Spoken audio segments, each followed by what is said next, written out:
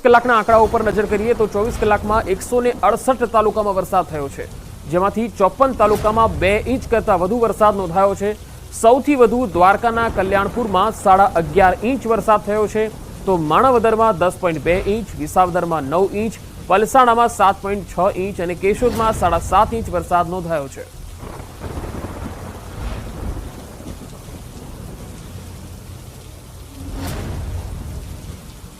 તો એક તરફ સૌરાષ્ટ્રમાં મેઘો મન મૂકીને વરસી રહ્યો છે અને બીજી તરફ જામજોધપુર તાલુકાના સોગઠી ડેમમાં ગાબડું પડ્યું છે। પાણીનો ધસમસતો પ્રવાહ વહી રહ્યો છે। તકેદારીના ભાગરૂપે મામલતદાર અને તંત્ર દ્વારા સતર્કતા દાખવાઈ છે। ડેમ આસપાસના ગ્રામીણ વિસ્તારોના લોકોને સલામત સ્થળે ખસી જવાની સૂચના આપી દેવાઈ છે। તો સોગઠી ડેમમાં ગાબડું પડ્યું છે। વધુ માહિતી સાથે સંવાદદાતા મુનાફ વકાલી જોડાયા છે। મુનાફ, સોગઠી ડેમમાં ગાબડું પડ્યું છે, કેટલા ગામોને સાવચેત રહેવા કહેવાયું છે? બિલકુલ ચોક્કસ પંકજ, જે રીતે ભારે વરસાદ, ધોધમાર વરસાદ, મેઘરાજાએ જે તોફાની બેટિંગ કરી હતી તેને લઈને વાત કરી જામજોધપુર તાલુકાના સોગઠી ડેમ છે તેમાં ગાબડું પડતા જિલ્લા વહીવટતંત્ર અત્યારે સખ્ત બન્યો છે અને લાલપુર પ્રાંત અધિકારી સિંચાઈ વિભાગના એન્જિનિયર તથા મામલતદાર જામજોધપુર ડેમ સાઇટના ખાતે પહોંચી સમગ્ર સ્થિતિનો તાગ મેળવ્યો છે। આ સ્થિતિ ઉભી ન થાય તેને લઈને કાર્યવાહી શરૂ કરી છે। જે નીચાણવાળા ડેમ ભાગના જે વિસ્તારો છે તેને સ્થળાંતર કરી અને સલામત સ્થળે ખસેડવામાં આવ્યા છે। બીજી તરફ વાત કરી કે જે ચોમાસા પહેલા જે ડેમનું નિરીક્ષણ કરવામાં આવે તે નિરીક્ષણ ન કરવા એ તંત્રની બેદરકારીના કારણે આ ગાબડું પડ્યું છે। જી મુનાફ, કયા ગામો છે જે અસરગ્રસ્ત થઈ શકે છે આ પાણીથી? જે તે જામજોધપુરના આજુબાજુના વિસ્તાર છે, જે કોલકી છે, આજુબાજુ જામજોધપુરના જે નીચા સાઈડોના જે વિસ્તારો છે તે 8 થી 10 ગામો છે। તે ગામોના અંદરમાં અત્યારે તંત્ર દ્વારા સૂચના આપવામાં આવી છે કે નદીના પટમાં કે સાઈડમાં જવાનું મનાઈ કરવામાં આવી છે અને બાકીના જે લોકો છે, જે નીચાણવાળા વિસ્તાર ડેમના લોકો છે તેને તાત્કાલિક ધોરણે મામલતદાર અને તાત્કાલિક પોલીસને લઈને તાત્કાલિક ધોરણે જેને સલામત જગ્યાએ ખસેડવામાં આવ્યા છે કે કોઈ એવી ઘટના ન બને કે પાણી વધે અને લોકોને તકલીફનો સામનો ન કરવો પડે તેને લઈને અત્યારે હાલ નજર રાખવામાં આવી છે। હાલ મામલતદાર સહિત અહીંયા નજર રાખવામાં આવી છે કે ડેમની સાઈડના અંદર પાણીનો પ્રવાહ જે વધી રહ્યો છે અને હાલની સ્થિતિ તો સારી છે પણ સ્થિતિ ખરાબ ન થાય તેને લઈને નજર રાખવામાં આવી છે। જી મુનાફ, આભાર માહિતી આપવા માટે। તો વાત કરીશું નવસારીની। નવસારી જિલ્લામાં મુશળધાર વરસાદ પડી રહ્યો છે, જેમાં ગણદેવી, ચીખલી અને ખેરગામ તાલુકામાં ધોધમાર વરસાદના અહેવાલ છે। રાત્રે 12 વાગ્યાથી સવારે 6 વાગ્યા સુધીમાં 3 ઇંચ જેટલો વરસાદ ખાબક્યો છે। ચીખલી તાલુકામાં 3.25 ઇંચ જેટલો વરસાદ થયો છે, તો ગણદેવી, વાંસદામાં 2 ઇંચ વરસાદ થયો છે, જેના પગલે પૂર્ણા અને કાવેરી નદીમાં જળસ્તર વધી રહ્યું છે। કાવેરી નદી 11 ફૂટ તો અંબિકા નદી 11.48 ફૂટ ઉપર પહોંચી છે।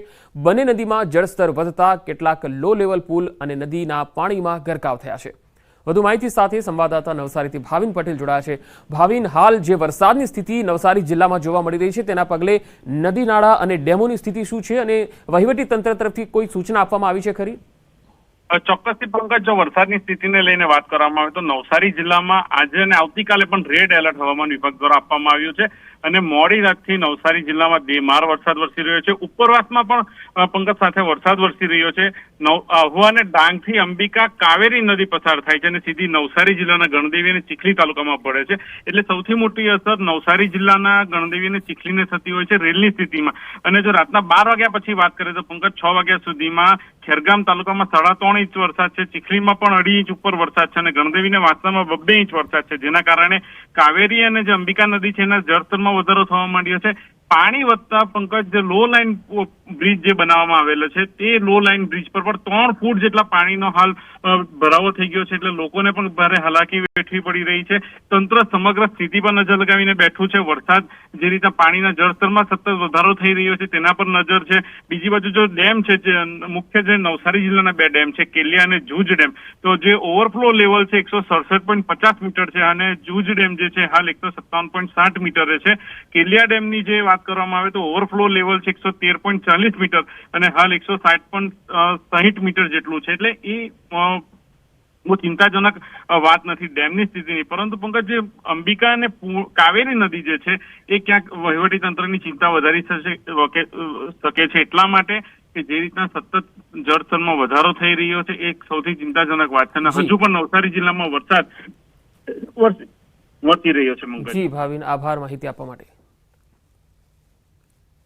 વલસાડ જિલ્લામાં અનરાધાર વરસાદ થઈ રહ્યો છે ત્યારે મધુબન ડેમના 10 દરવાજા 1.5 મીટર જેટલા ખોલવામાં આવેલા છે। ડેમમાં 62,000થી પણ વધુ ક્યુસેકથી પાણીની આવક થઈ રહી છે, તો ડેમમાંથી 59,000થી વધુ ક્યુસેકથી પાણીની આવક થઈ રહી છે। આ પાણી દમણગંગા નદીમાં છોડાઈ રહ્યું છે। ડેમમાંથી પાણી નદીમાં છોડાતા દમણગંગા નદી તોફાની બની રહી છે। નદી નાળા કિનારાના વિસ્તારના લોકોને સાવચેત રહેવા સૂચના આપવામાં આવી છે।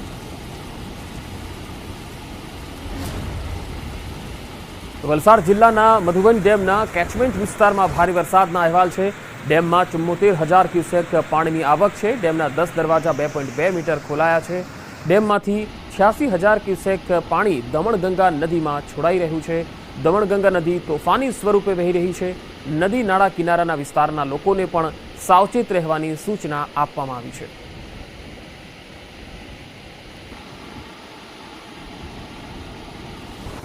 વાત કરીશું પોરબંદરની। પોરબંદરમાં કુતિયાણાનો અમીપુર ડેમ ઓવરફ્લો થયો છે। ઘેડ વિસ્તારના 8 ગામોને એલર્ટ કરવામાં આવ્યા। નીચાણવાળા વિસ્તારોમાં લોકોને સલામત સ્થળે ખસેડાયા છે। પાણીની આવકને ધ્યાનમાં રાખીને પાડાનું પણ ભંગાણ થઈ શકે છે। વર્ષ 2018થી અમીપુર ડેમના સમારકામનું કામ કરવામાં નથી આવ્યું। રાજકોટ જિલ્લાના જામકંડોરણાના દૂધીવદર ગામ નજીક આવેલો ફોફળ ડેમ પણ ઓવરફ્લો થતા ફોફળ ડેમનો કોઝવે પાણીમાં ગરકાવ થયો છે। આ તસવીરો આવી રહી છે, જોઈ શકાય છે ફોફળ ડેમનો કોઝવે પાણીમાં ગરકાવ છે। દૂધીવદર ગામથી 8થી 10 ગામને જોડતો આ કોઝવે પાણીમાં ગરકાવ થયો છે, જેના પગલે નાના ભાદરા, મોટા ભાદરા, મેવાસા જેવા અન્ય ગામોએ જવાનો જે માર્ગ છે એ ખોરવાઈ ગયો છે। વાહન વ્યવહાર ખોરવાયો છે। કોઝવે પર પાણી હોવા છતાં કેટલાક જીવના જોખમે અહીંથી પસાર પણ થઈ રહ્યા છે।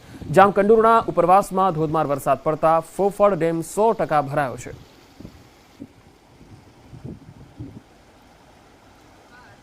રાજકોટ જિલ્લાની વાત કરીએ, રાજકોટ જિલ્લામાં જે મેઘરાજાએ જે તોફાની બેટિંગ કરી તેને લઈને વાત કરીએ જામકંડોરણામાં આવેલ દૂધીવદરનો જે ફોફળ ડેમ છે તે ઓવરફ્લો થતાં તેનો કોઝવે છે પાણીના તે પાણીમાં ગરકાવ થઈ ગયો છે।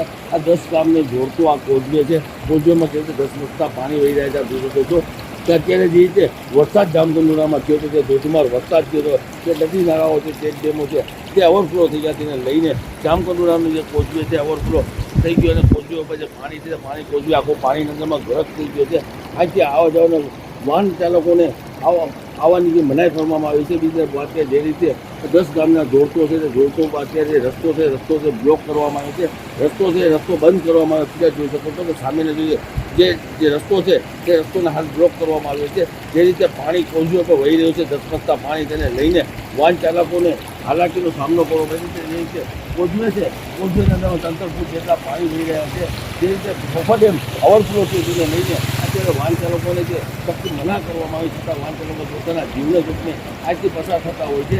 આ સીધા તેવી રીતે વાહન ચાલકો અહીંથી નીકળતા હોય છે।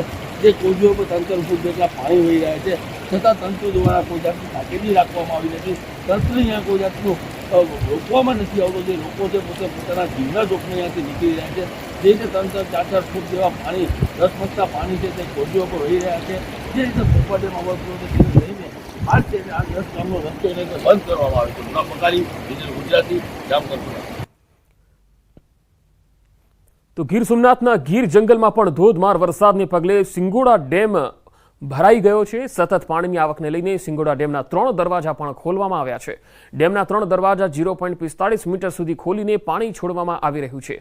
ગીર ગઢડાના 2 ગામ, કોડીનાર શહેર સહિત 12 ગામોને એલર્ટ કરવામાં આવ્યા છે।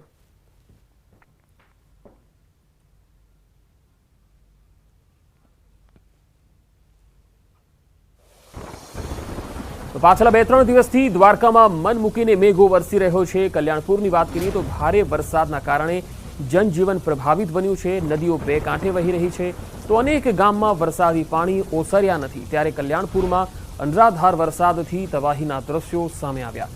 ધસમસતા પૂરમાં કાર તણાઈ ગઈ હતી। આ પૂરમાં રમકડાની જેમ કાર ફંગોળાતી હોય એ પ્રમાણે તસવીરો આવી રહી છે।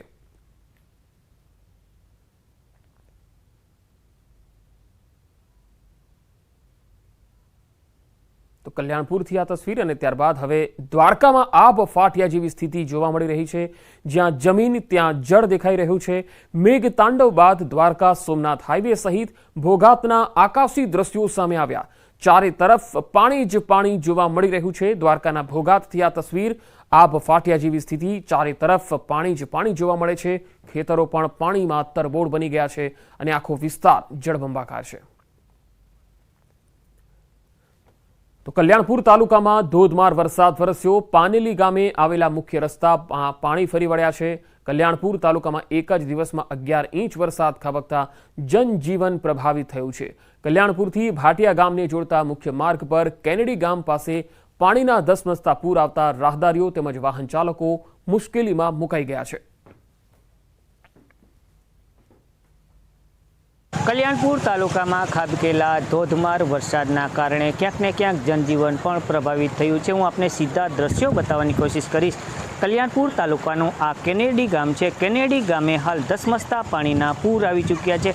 કેનેડી ગામ પાસેનો આ મુખ્ય માર્ગ છે। આ રસ્તો કલ્યાણપુરથી ભાટિયાને જોડતો મુખ્ય રસ્તો છે, તેમાં હાલ ધસમસતા પાણીના પૂર આવી જતા વાહન વ્યવહાર તેમજ રાહદારીઓને પણ પારાવાર મુશ્કેલીનો સામનો કરવો પડી રહ્યો છે। દૂર દૂર સુધી આ રસ્તામાં પાણી ભરાઈ જતા અનેક વાહનો છે તે વાહનો પણ અટવાયા છે। ત્યારે વાત કરીએ તો કલ્યાણપુર તાલુકામાં ખાબકેલો 11 ઇંચથી વધારે વરસાદ જનજીવનને પણ પ્રભાવિત કર્યું છે। મુકુંદ મોકરિયા, ન્યૂઝ 18 ગુજરાતી, દેવભૂમિ, દ્વારકા। કપરાડા તાલુકામાં ધોધમાર વરસાદને કારણે કોલક નદીમાં પૂર જેવી પરિસ્થિતિ સર્જાઈ। નદીનો ધસમસતો પ્રવાહ પસાર થઈ રહ્યો હોવા છતાં પણ એક વ્યક્તિએ જીવને જોખમમાં મૂકી કોઝવે પસાર કરતા અધવચ્ચે જઈ અને વ્યક્તિ પર પાણીમાં પડી ગયા અને નદીના પ્રચંડ પ્રવાહમાં ફસાયા બાદ તેઓને જીવના જોખમે યુવક અને મહિલાએ બચાવી લીધા। નદી કિનારાના એક યુવક અને એક મહિલા તાત્કાલિક દોડી આવ્યા હતા અને આ વ્યક્તિને બચાવવા માટે પ્રયાસો કર્યા હતા। એક બાજુ નદીના પ્રચંડ પ્રવાહ અને નદીના વચ્ચે જ ફસાયેલા આ વ્યક્તિને બહાર કાઢવા યુવકે પોતાના જીવને જોખમમાં મૂકી અને વ્યક્તિ સુધી પહોંચ્યા અને તેમને બહાર કાઢ્યા।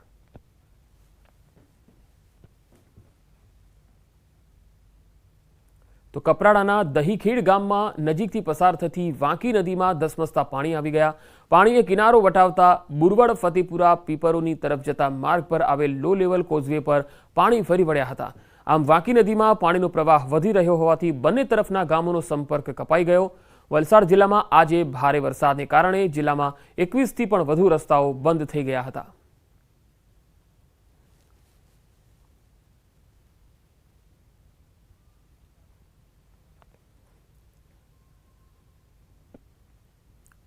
તો રાજ્યભરમાં વરસાદી માહોલ વચ્ચે અનેક સ્થળોએ પ્રાકૃતિક સૌંદર્ય સોળે કળાએ ખીલી ઉઠ્યું છે। અનેક ધોધ સક્રિય થયા છે। તાપી જિલ્લાના સોનગઢ તાલુકાના જંગલોમાં જાખરી નદી પર આવેલો ચિમેર ધોધ સક્રિય થયો। અંદાજે 300 ફૂટ ઊંચેથી પડતો ચિમેર ધોધ ચાલુ વરસાદી સિઝનમાં પહેલીવાર સક્રિય થતા ધોધનો સુંદર નજારો જોવા મળ્યો। તાપીના સોનગઢથી આશરે 31 કિલોમીટર દૂર આવેલ આ ચિમેર ધોધને નિહાળવા દૂર દૂરથી સહેલાણીઓ આવી રહ્યા છે। તો તાપીમાં ભારે વરસાદથી ચિમેર ધોધ સક્રિય થયો છે અને આ ધોધને નિહાળવા માટે આસપાસ અને લોકો જે પ્રકૃતિ પ્રેમીઓ છે તેઓ પણ દૂર દૂરથી અહીંયા આવી રહ્યા છે। જંગલોમાં જાખરી નદી પાસેનો આ ધોધ છે જે વરસાદમાં સક્રિય થઈ જાય છે।